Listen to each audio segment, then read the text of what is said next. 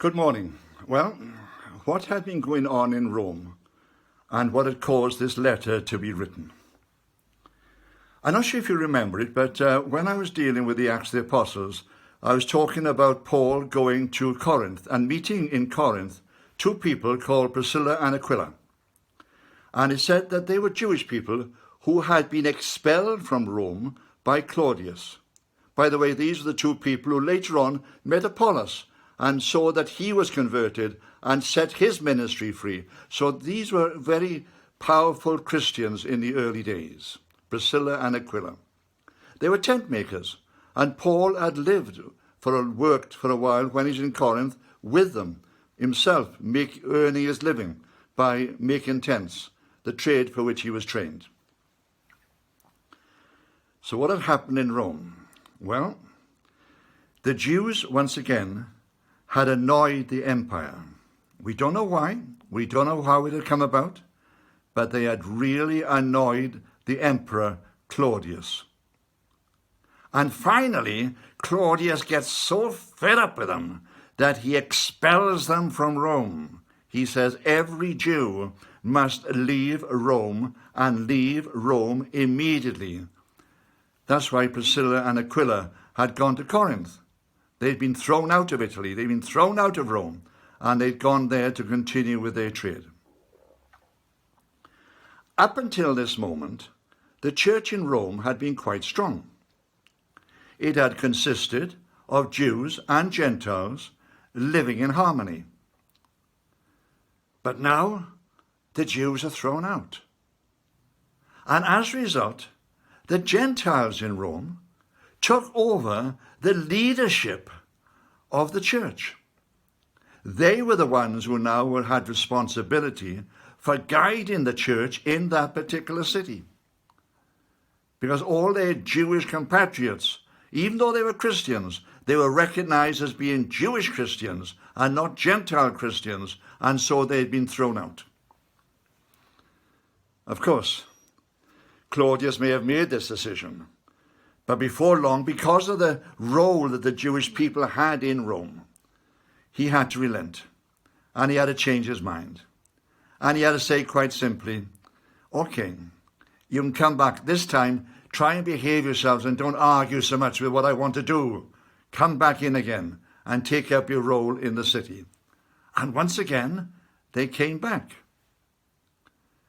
But as far as the church was concerned, something had happened, because the Gentiles had now taken over the leadership of the church in Rome.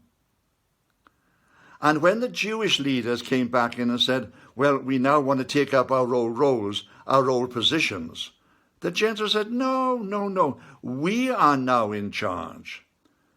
Not the Jewish part. We are now in charge. And so there was a division within the church in Rome, a division which was quite severe, because they could not decide exactly who should have authority in this very powerful and in this very prominent church, the church at the very center of empire. Certain rumors started to go around. Certain ways of thinking started to develop.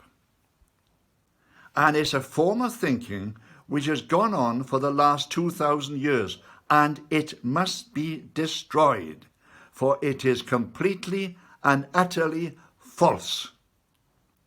And the idea is this, that when the Jews moved against Jesus and caused Pilate to have him crucified, somehow they lost their inheritance. And in fact, God moved away from them. It's called the Replacement Theology. That somehow the Christian church, Gentile church that is, has replaced those Jews who were there at the beginning. And a great division came into the church, a division between Christian and Jew. It is something which has existed for 2,000 years. We as Christians must be aware of it, and we must move against it. And Paul recognizing what is happening in Rome, writes this letter to the church in Rome. He was, after all, the apostle to the Gentiles. And he writes specifically to the Gentile leaders in Rome.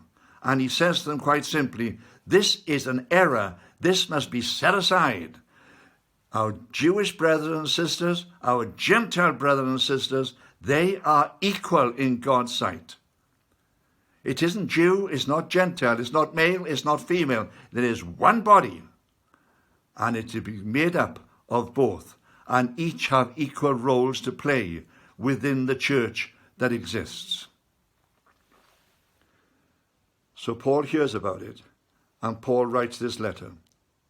But it still exists even today. And you'll find many in the church who seem to think that the Gentile church has replaced the Jewish people. It's not so. And this is what we can be looking at as we study this letter. Amen.